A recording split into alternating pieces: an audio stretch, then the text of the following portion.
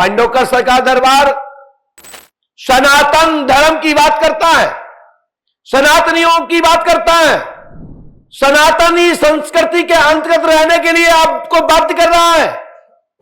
अंधविश्वास में पढ़ने के लिए नहीं बोल रहा हूं कि आप अंधविश्वास में पढ़ो, प्रकाशमान बनो, ज्ञानी बनो, ध्यानी बनो, विज्ञानी बनो और साथ ही आप लोग शक्तिमान बनो।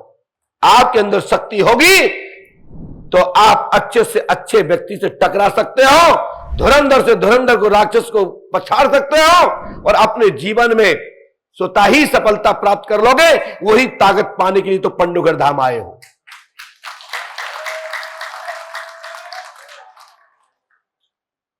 ये ऋषि प्रधान देश है, ये राम और कृष्ण की भूमि है, जगत जननी दुर्गा की भूमि है, भगवान शंकर की भूमि है, आदि सनातनियों की भूमि है, धर्म की भूमि है, ज्ञान की भूमि है। यहां पाखंड कभी भी स्वीकार नहीं किया गया और जिसने पाखंड फैलाया उसको जमीन में धूल चाटनी पड़ी। देख लो लंका का हाल। जिसने माया फैलाई, जिसने अंधविश्वास फैलाया, हनुमान जी महाराज ने मारीच के पुत्र काल नेमी को मार भगाया, उसकी शक्ति नष्ट कर दी और एक ही संत स्थापित रहा, वो है अनंत बलंत श्री हनुमंत लाल जी महाराज पंडोखर सरकार।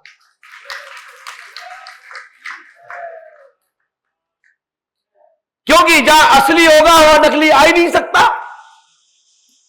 क्योंकि चमक से पता लग जाता कि ये असली है या नकली। और नहीं, जिसको प्रैक्टिकल करना हो तो जो सोना पहने हो और बगल में पीतल वाला दिखा ले, जोड़ी भर ले, और यदि सोना जैसा लग जाए तो मेरे से कहना, खूब रोल्ड गोल्ड पहन लो। लेकिन बगल में सोना वाला बैठ जाएगा तो रोल्ड गोल्ड को आंखें नीचे झुकानी पड़ेगी और यही पता लग जाएगा कि रोल्ड गोल्ड है। तो असली संत के सामने नकली संत को तो आंखें नीची करनी ही पड़ेगी और फिर चाहे ओट तुम काऊ की भी लो, पोल तो एक दिन खुन्नी खुन्नी है। झूठ को कोई भी सत्य नहीं कर सकता। पैसे से कुछ क्षण के लिए दबाया जा सकता है, लेकिन एक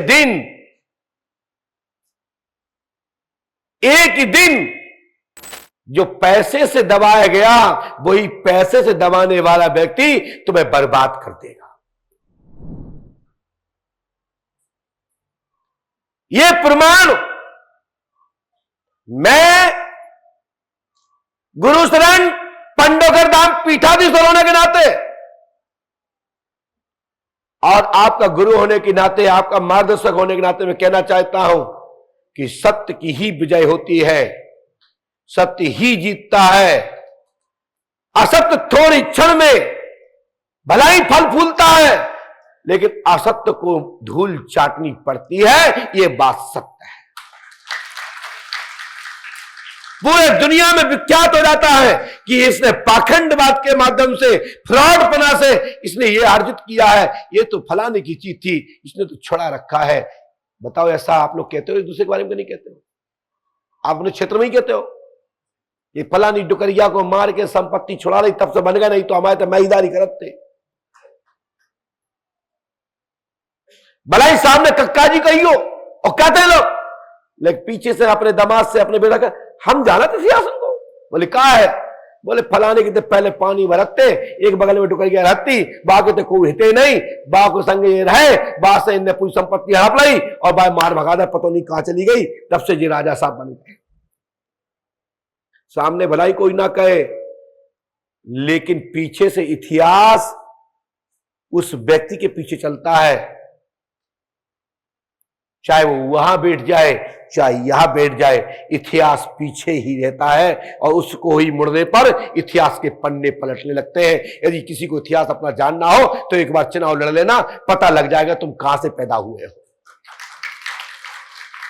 तुम्हारा अपोजिट पार्टी वाला व्यक्ति तुम्हारा पूरा डाटा निकाल लाएगा कि तुम्हारी माता का नाम क्या है, पिता का नाम क्या है, तुम कहां से आए हो, तुम्हारा कौन सा मुकदमा है। जिसको पता नहीं वो देख ले। अभी टीवी पे कई बार देखने को मिलता है, कई बाबाओं के बाद देख रहा हूं, एक कांड हुआ 50 कांड खुल गए। होता है कि नहीं होता? इसलिए जब तक यदि वास्तविक में आपको अपना इतिहास जानना हो तो एक बार चुनाव जरूर लड़ो। आपका पूरा बैकग्राउंड बाहर, जो तुम्हें भी पता नहीं होगा, तुम्हारा पटिया बन जाएगा तुम्हारा विपक्षी, और तुम भी उसकी कमी निकालोगे। इसकी बताओ कमी क्या है, इससे मैं जीत सकूं। यह प्रमाणिक बात है। ऐसे ही पंडोकर सर का दरबार, जब तुम यहां आते हो ना, जहां टोकन कटता है, जहां टोकन प्राप्त हुआ, वहीं से मैं दूत लगा देता हूं, पता लगाओ ये कौन है, इतना अमाउंट दे रहा है, मिलने के लिए क्या कारण है इसका। जैसे पता लगाया जाता है, पता लगता है कि इसको फलानी चीज की कमी है, इसलिए इसने 21,000 की पर्ची कटवाई है। मैं पूछता हूं प्रमाणिक खबर है कि ऐसी? वो कहता है प्रमाणिक खबर है कि इसको बच्चा नहीं है। फिर मैं वो तो काम कैसे होगा? तो हमारे दूत कहते हैं इसको ये इलाज कराना पड़ेगा, ऐसा ऐसा बता देना, ऐसा हो जाएगा, पैसा अपना हो जाएगा। मैं जो बोल रहा हूं वो प्रमाण से बात कर रहा हूं। हर व्यक्ति के पास एक खुफिया एजेंसी होती है। हमारे पास भी एक एजेंसी है जिसका नाम है श्री हाथीवाहन महाराज। उनके जो दूत हैं, उनके जो वीर हैं, पंडोकर धाम में आने वाले व्यक्ति के पीछे पड़ जाते हैं। तुम चाय पियो, चाहे समोसा खाओ, तुमने सांस भी ली, हमारे दूत कहते हैं उसने सांस ली। क्यों ली? टीबी है, कैंसर है, क्या है बताओ? ये चलने फिरने में, दौड़ने में हाँक रहा है, ये कलहा रहा है।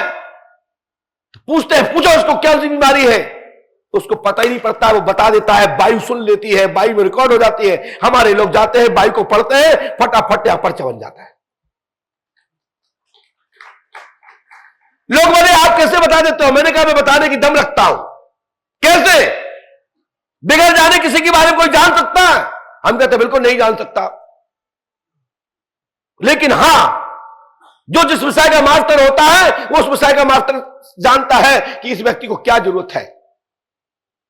आप लोग समझते हो, जो जो काम आप करते हो, आपसे संबंधित कोई भी काम यहां दरबार में चल रहा हो, जो भी निर्माण काम चल रहे हो, जो ठेकेदार हो, वो समझ गए होंगे कि इसमें क्या गड़बड़ चल रही है।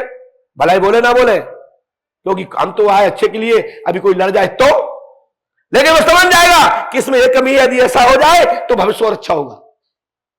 ऐसे ही हम समझ जाते हैं कि जो व्यक्ति पंडोखर धाम आया है, इसके अंदर ये कमी है, ये परेशानी है, ये उपाय करने से, ये मंत्र करने से, ये जाप करने से, ये अनुष्ठान करने से ये लाभ प्राप्त हो जाएगा। ऐसा करेगा तो सफलता सुनिश्चित है। उसी को मैं गजट करता हूं।